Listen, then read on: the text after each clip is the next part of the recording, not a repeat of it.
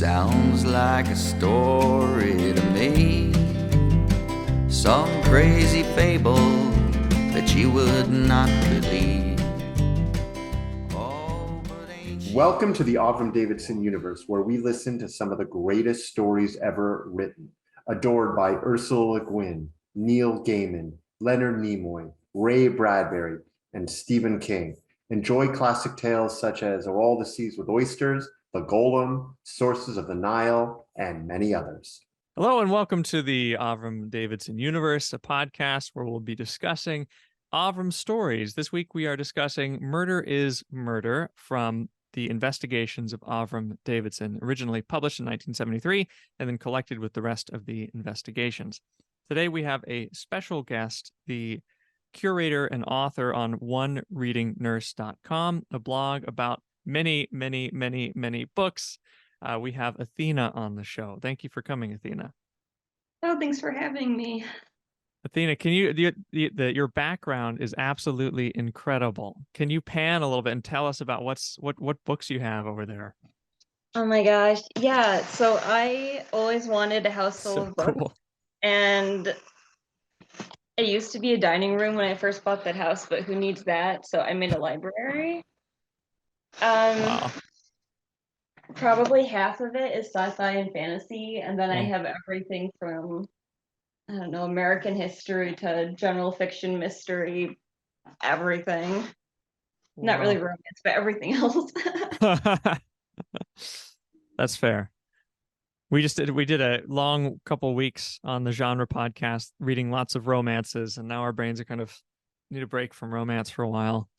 It's very cool to see all that science fiction and fantasy. So One Reading Nurse is really interesting, and you read a ton of books, and you are pretty much you have some guest posts, but I think mostly you're writing all of these articles and you're reading all of these books. You read a ton. Yeah, so mostly I do write all of it. I have been finding more collaborations and interviews recently because honestly the workload is blah. But I do read between 7 to 12 books a month. A lot of independently published authors too. Wow. I just do what I can at this point, which is becoming less and less, but I do what I can. Did you say 12 a month? Sometimes. Wow. They're not Okay. like super long books, and I confess with like my eyesight, I do a lot of audiobook reading now, so Me probably too. half of those are audiobooks. Oh, audiobooks are incredible. I subscribe, and for genre we read I like to read while I listen or just listen. If I'm reading sometimes I notice I'll go for a few pages, don't know what's happened. So I like audiobooks a lot. You mentioned science fiction and fantasy, and that kind of brought you towards Avram, I think. We're reading a mystery today, but how did you first start getting into Avram? So I had never heard of him, but there was a local, like independently owned a bookstore, and sometimes I would go buy some sci-fi, sometimes I would get a fantasy. One time I bought a stack of thrillers, and one day the curator goes, "Have you heard of?" And she holds up the Avram Davidson treasure, and I go, "I have not, good sir." She gave it to me as part of my book collection, and that kind of spiraled off into that. Because he said, Cool. "Well, here's an author that really writes a little bit of everything, and you read a little bit of everything, so there's going to be something for you in here." He Oh was yeah. right. Yeah, I like what we're reading a mystery today, lots of science fiction, fantasy, and I think he won awards in all three. All three, Avram. yeah. I think I read Hugo, Edward, or Edgar. Oh my God, Hugo, Hugh. Huger. Tongue twister. A Hugo award, an Edgar, and a what's the other one for the fantasy? Yeah, World Fantasy. Okay, so he got a World Fantasy Award in science fiction and fantasy, and the World Fantasy Life Achievement Award, as well as Right. the Edgar and Hugo. Wow. He's an incredibly diverse author. Hmm. And you read the entire treasury. I saw your blog. You went through the different decades, and I think you said you liked the 50s the best, and I saw you liked the Golem and the Goobers. The Goobers is great. Yeah, and the house that the Blakely's. Blankenese. Blakely's? Was that one? The house Yeah, the Blakely's built? exactly. Yeah, the That house was that my Blankenese favorite built. one. Wow. Okay. Hmm. That one's a good one. Yeah, Emma and Seth discussed that one. And we did the Goobers a few months ago. That was a very strange one, but very fun.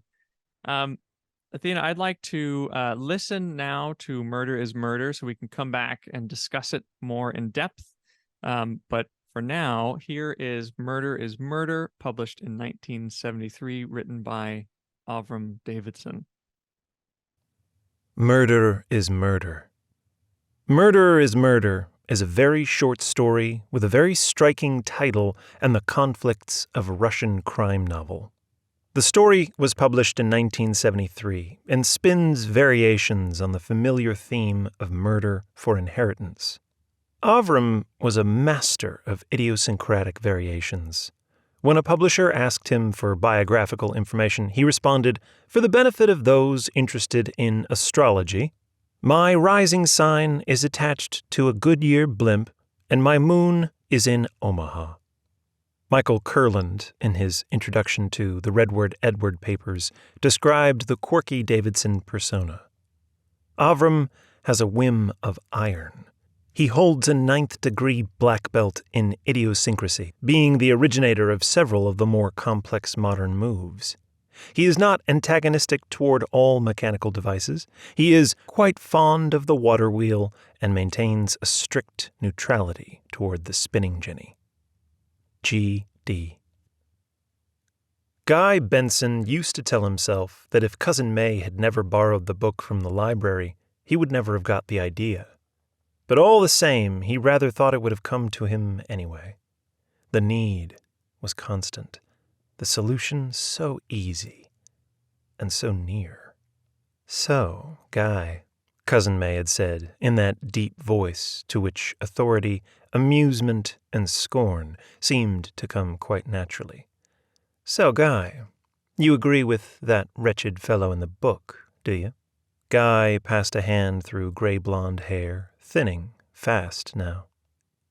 "In the theoretical discussion, yes, but not in the brutal murder of the old miser, no." May boomed at him. "But what is the difference?" She waved the library copy of Crime and Punishment. In the chair by the marble-topped fireplace, Cousin Jenny pouted. She never liked conversations to grow loud and excited. It disturbed her. Even now, in fact, her soft little hands fluttered nervously toward the tray on the tiny table next to her. "What is the difference between them?" Cousin May demanded. "The theoretical question, if you could press a button and kill a man whom you had never seen, but whose death would make you rich." Cousin Jenny quavered, "Oh, please, don't talk about such things." The coal fire in the grate cast glints of ruddy light on the small but richly furnished room. "Presents no moral issue at all, different from bludgeoning to death an old miser for the money hidden in a trunk," Cousin May trumpeted, ignoring Cousin Jenny. "Murder is murder." Guy disagreed. "Murder is as murder feels," was how he put it. "Violent killing would feel like murder, but pressing a button would not feel like it. And besides, all men must die. My man dies painlessly. Think what later agonies my simply pressing a button may well have saved him." In her fluty voice, Cousin Jenny said, "Oh, such a morbid conversation. May, dear, would you mind some fresh water, please? This in the jug is stale and tepid. Little bubbles, you know." Her voice died away. Cousin May shifted her heavy face to where Cousin Jenny sat, a little vial in one thin hand, an empty glass in the other. "Another one of your capsules?" she snorted. "I need it," said Jenny staunchly. "Capsules, pills, powders, injections, diathermy. Every doctor in the city has gone to Florida at least twice on what he's gotten from you." May's voice dwindled away into the kitchen, from which a sound of running water came, then grew louder as she returned with a wet, glistening tumbler. "Your heart, your head, your nerves, your enzymes. Oh well, here you are. Drink it down. No use my doing any more talking." But she continued to talk as capsule and water rippled their way down Cousin Jenny's throat, now beginning to grow thin as the years went on, and on, and on. Guy thought of all those years, and all the money spent on doctors by Cousin Jenny in those years, and then one single sentence of Cousin May's broke through his bubble thoughts. "These sickly fancies of yours will be the death of you yet," said Cousin May. That was 5 years ago. 5 years in which Guy's position in the world, which had never been too good, had got steadily worse.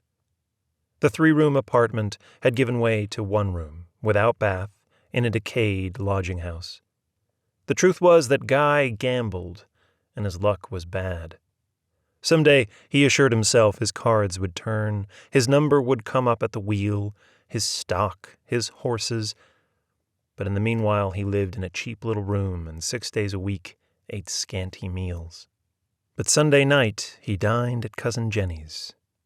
The candlelight, the embroidered linen, the savory soup, the rich brown glazed fowl, the roast, the multitude of smaller, though by no means small, dishes moving round the table, curried this, candied that, stewed something, buttered something else, dessert, delicious pastries, coffee with rum in it. Then, in the small front room, there were brandy and Turkish cigarettes, while the coal fire glimmered on the polished furniture, golden picture frames, and leather-bound books. Once at such a moment there had come to Guy's mind a phrase from the Bible. He supposed it was from the Bible.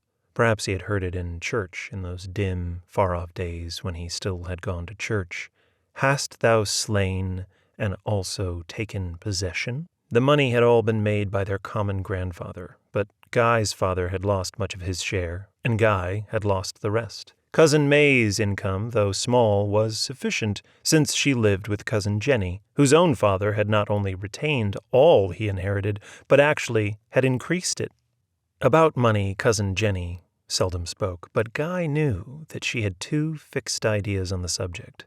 1, money should not be given to young people. Young people, he was 5 years her junior, because it was bad for their character and better for them to stand on their own feet.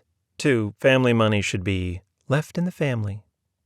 Aside from a few small charitable bequests, all Cousin Jenny's estate would go to Guy and May. That is, when she died. But year succeeded year, and she continued to ail, to consume capsules, pills, powders before meals, after meals, on retiring at night, and on awakening in the morning. She made the rounds from one expensive doctor to another, and she never, so far as Guy could see, grew any iller or feebler or looked any worse. If you could press a button and kill, whose death would make you rich, would you do it? And Guy's heart cried out, "Yes, yes, I would." He had had the button for 2 years now. Soon after he had moved to his present room, a medical student, expelled for drunkenness, had killed himself in a dingy lodging house. Guy, summoned by the worried landlady into the dark hall smelling eternally of boiled cabbage and cheap bacon, broke down the door. The body was on the bed, the box was on the table by the bed, and in the box were 2 tiny white tablets. When the police arrived, there was only 1 tablet in the box. The other was in Guy's shirt pocket. For 2 long years, wrapped in a screw of paper, tucked into an old sock, it had lain in a corner of a drawer in his rickety bureau. Guy had approached Cousin Jenny's house from the rear to avoid any possibility of being seen on the street. He was now at the back door, key in hand. He had the key lawfully. It had been given to him to come and check the house during the ladies' annual vacation, just to see that everything was in order, and he had retained it at their request, just in case you ever need it. There was no chance of his being heard as he walked stealthily into the darkened house, for Cousin May slept so soundly by nature that fire bells could not awaken her, and Cousin Jenny always, naturally, took something to make her sleep.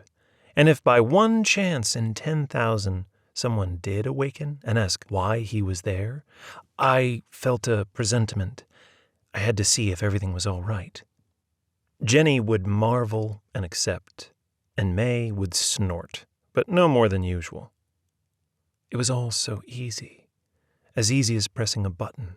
Alongside Cousin Jenny's bed stood her night table with its tray of medical supplies.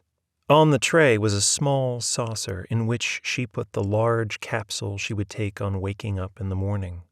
Guy knew the capsules were not sealed.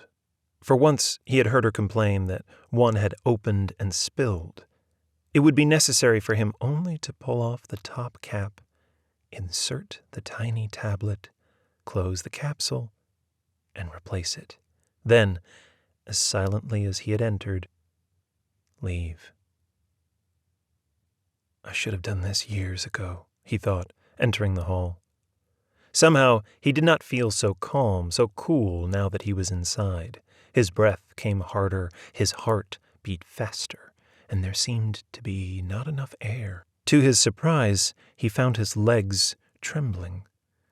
This will never do, he thought. In the hall, his eyes made out the shape of a chair. I will sit down for a moment and rest, he said to himself, just for a moment until I feel better.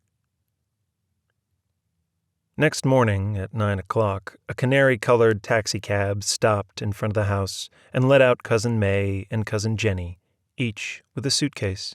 "Oh, I knew he'd be late," said Cousin Jenny petulantly. "Well, I won't enter the house until he comes." "Now, you have only yourself to blame," said Cousin May. "I never heard anything, never saw anything. Such a nuisance staying in that hotel. I hope you'll have no more notions like this one, Jenny." Jenny moved from one grievance to another. "But I did hear them, May," she protested, wide-eyed and pouting. "I really did. Rustling noises at night, in the walls, in the woodwork, in the hall. Insects, mice, why, perhaps even rats." She shuddered. May shrugged, looked at her watch. "Where is that man from Wilson's?" she asked. "He's 5 minutes late." She walked down the steps to peer both ways along the street, Jenny following. "Curb your imagination, Jenny," May's voice ran on. "Beware of these sickly fancies, or they will be the death of you yet." Behind them, on the front door, was a sign with large red letters. In each of its 4 corners was a skull and crossbones. "Danger," the sign read. "Do not enter. Poison gas. Rats. Wilson Pest Control." Inside the house, all was silent. Okay, Athena, what do you think? What do you think of this story? Murder is murder. So I like it. I like that because I mean, he also writes some really long short stories that are more like almost novella length, but I like that it's short, and I'm having another tongue twister. It's short, it's packs some punch, and you kind of have to, you really have to pay attention to it. I had to read it twice to get exactly what's going on. Did you know exactly what was going on when you were reading it the first time? It took me a while. I took well, I read this like the last portion of it twice because I kind of missed the catch at first, but that seems to be a theme with a lot of his stories. Like you think he's gonna end up in one spot and then he goes, "Aha, I got you. I'm gonna do this instead." And that's what he did in this story. Yeah, I've noticed for all of the investigation stories that I've read, every time I'm always thinking, okay, something nefarious is happening, something bad is going to happen, but I don't exactly know why, and I don't exactly know when it's going to happen. And then I kind of get the significance right at the end, and then I have to read it a second time. There's another one that's the third sacred well of the temple, where someone is suddenly murdered, and then I realized at the end it's just because this guy wants to keep his life habits. So it's really unclear until the very end, and then it really comes to life. Right. And this But one that's the too. theme in a lot of his stories too, is that sometimes it's not until the last paragraph or even the last like sentence in the whole story when he gives you that aha moment. And then you have to go back and go, wait, what? Okay, cool. I know. Yeah. It's like, well, okay, you took us there. Keep reading, you'll get there. Yeah. It's always an interesting experience. Yeah. It's like the opposite of a cold open. It's like the cold open happens at the end almost. It's all leading up to it. Why did you choose this story in particular? What drew you to it? I think I liked how he opened with a moral question, like, "Hey, what would you do if would you kill somebody in order to get rich if you only had to press a button?" And I kind of liked how that just spiraled into, as I said, like a short story that you don't have to like some of his stories, I feel like I have to have a PhD in neuroscience to get the punchline. But with Murder is Murder, it's a pretty straightforward ethical debate, a fairly straightforward story, and then it just packed a punch at the end. A pest control poison punch. I like the spoiler alert. Sorry, well, it just happened. I mean, it's already in the episode. So if you skipped ahead, I'm sorry. That could But go. Oh, yeah, you're right, because they already heard it. Yep.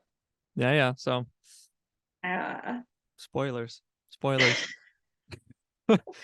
I'm gonna ask you. Oh, right. The ethical debate. I love this. How we begin with it's so cousin Jenny and cousin May, right? Yeah, Mary, cousin Mary, and then Guy. They're all sitting in the living room talking about, would you press this button that kills somebody if you could get $1 million? You don't know who's gonna die. You kill them and then you get $1 million. What do you think of their argument? And does anyone have a better argument in this story? Yeah, I don't know. I mean, me personally, I don't think there's any way that I would press a button and kill somebody, whether or not it felt like murder. But I did think it was interesting how, like one of the characters said, "Well, it doesn't feel like murder, so I think it's okay." And the other one's like, "Are you crazy? That's still murder." And then it all went downhill from there. What do you think?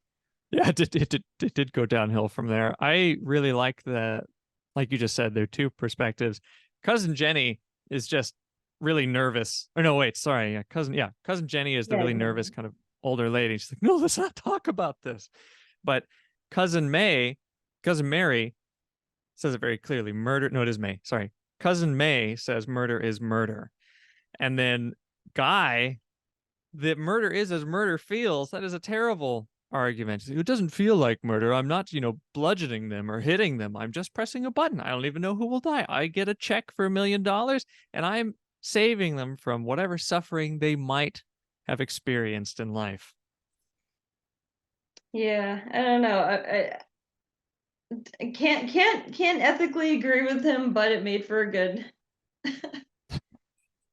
It makes for an interesting discussion. I noticed in all the investigations, there's always a selfishness involved, and maybe that's part of mysteries. But there's another one where it's all these like people at a retirement home, and someone else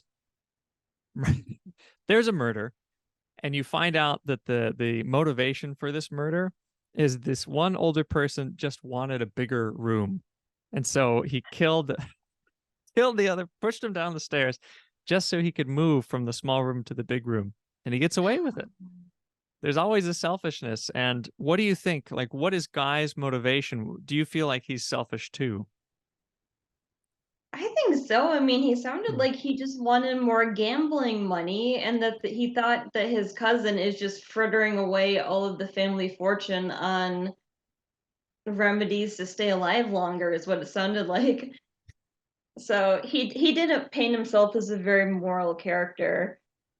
But then again, what are there any good reasons to murder somebody? Like That's a good point. non-selfish people commit murder? I don't know.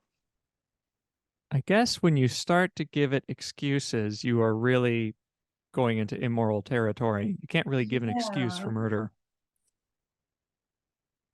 I mean, if you're Usually, especially in books, it's more sketchy people for sketchy motives. I can't really think of any books where somebody, unless it's like a falsely accused person, but Avram doesn't seem to go off on the falsely accused note very often. No, I haven't read one yet in the investigations where there's someone who's framed or falsely accused. There's people who are suspected, but not falsely accused. He, like you said, his cousin Jenny is getting older and she's constantly sneezing, constantly coughing. She's taking all these pills. She talks about different health problems. He eventually, the way he's going to kill her is using her own medication against her too. So she's definitely defined by getting older and barely hanging on to life. And like you said, spending that money just to have this kind of low quality life. So in his mind, he's thinking that he's doing a moral thing. He's saving her from suffering and the money's not being wasted. But it's interesting how Avram has given him kind of his just desserts or not let him get away with what he wants to do. What do you think of that little twist at the end? I just honestly, I pictured Avram sitting there going, karma at the end of it. Yeah. Like, you're gonna think about this and you're gonna think that there's no moral consequence to your actions. Well, here you go, good sir.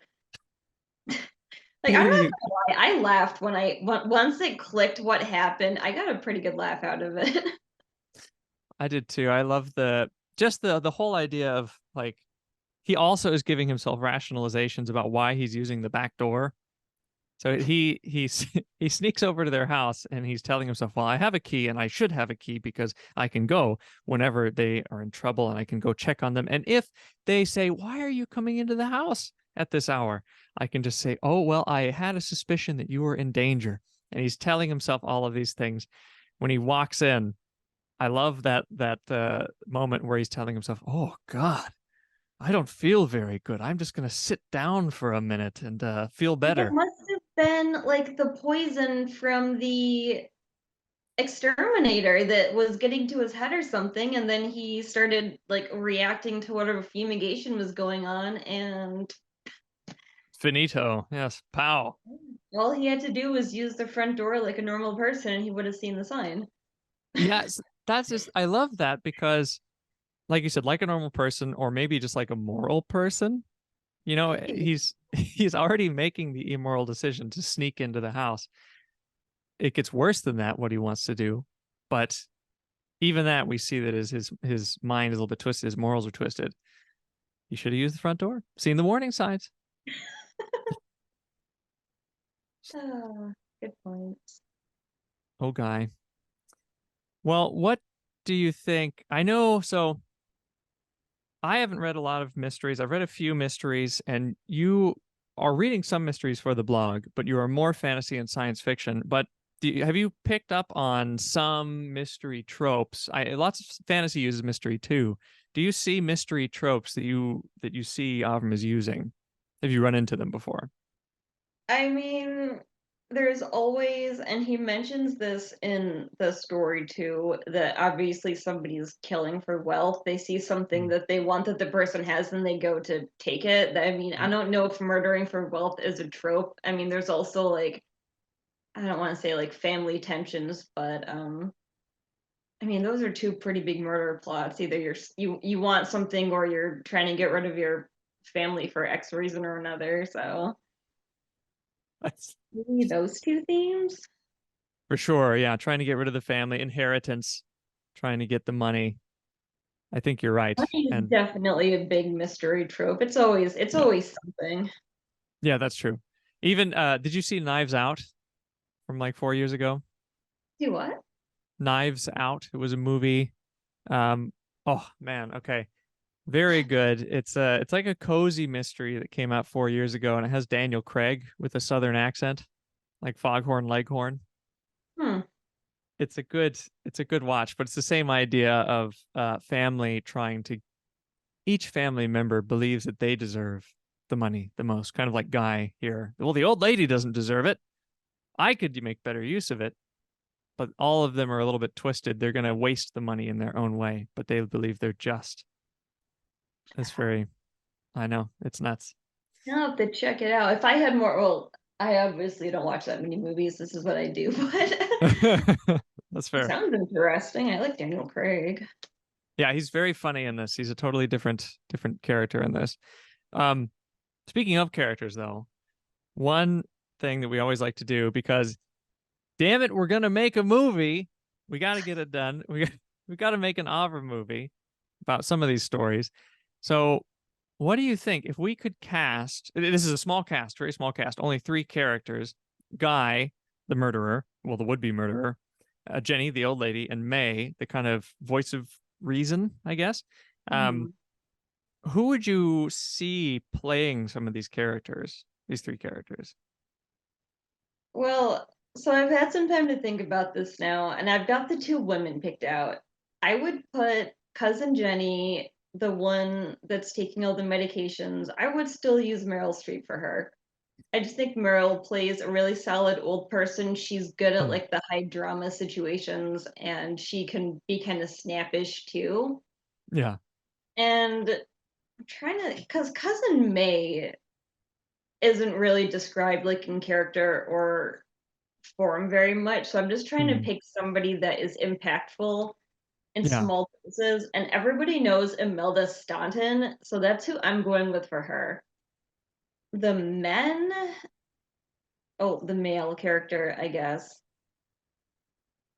Who? I don't know. Who do you think for him? Guy is interesting. He starts off kind of normal. I mean, they're having a philosophical discussion. It seems like a regular family thing, but what he says is very off-putting. And you start to think, oh, murder is only murder if it feels like murder.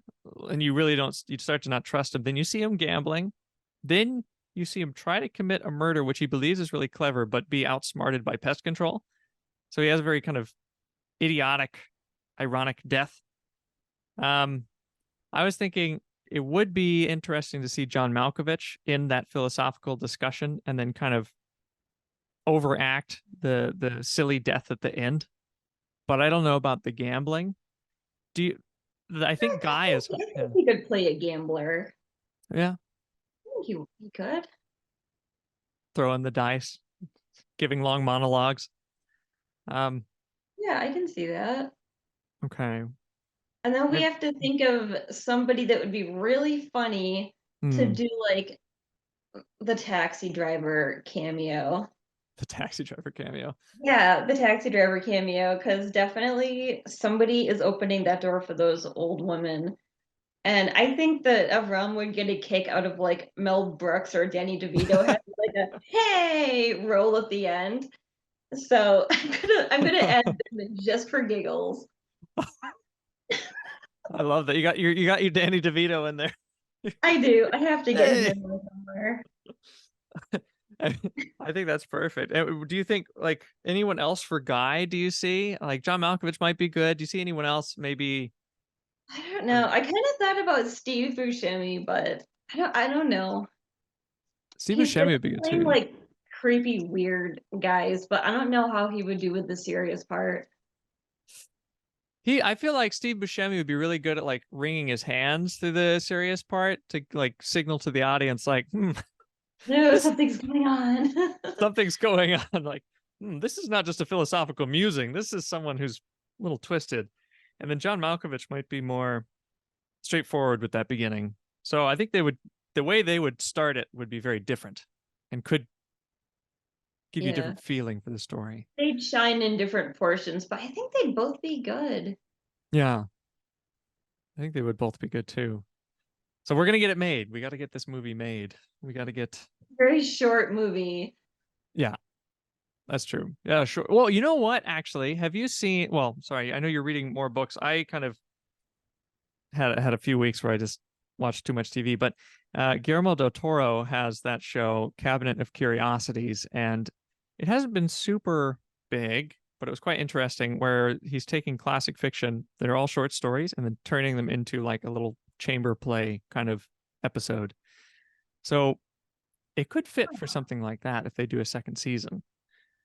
No, I've heard of that, but I have not checked it out yet. I I have a let feeling my streaming things expire. What can I say?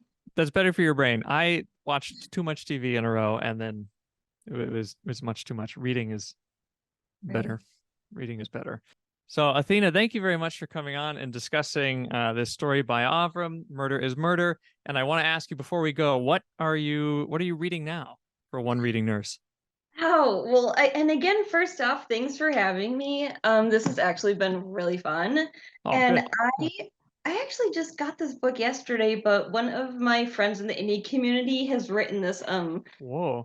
grimdark fantasy series called The Tragedy of Sedaine, and this is book 2. I mean, there's a ship and there's wizards flying. Can you see it? Yeah, that's a great cover. And there's wizards flying around this ship, and he even signed it for me. Whoa. So this is what I'm reading now, and if you are a fan of like wild magic, grimdark fantasy, totally recommend it. Cool. But I always vouch for the indie community, so That looks awesome. Can you say the author's name one more time? John Palladino, actually a local author to me too, so even more cool. That is very cool. John Palladino. Hey, John. No, just kidding. Hey, John. Everyone should read John Palladino's book. Yay. Very cool. Well, cool. Thank you very much, Athena. And maybe hopefully see you again sometime. We could talk more Avram. And I'm really excited to read more of One Reading Nurse. So everyone should go to onereadingnurse.com and start following along. It's very cool. All right. Well, thanks again. Thanks, Athena. Sounds like a story to me.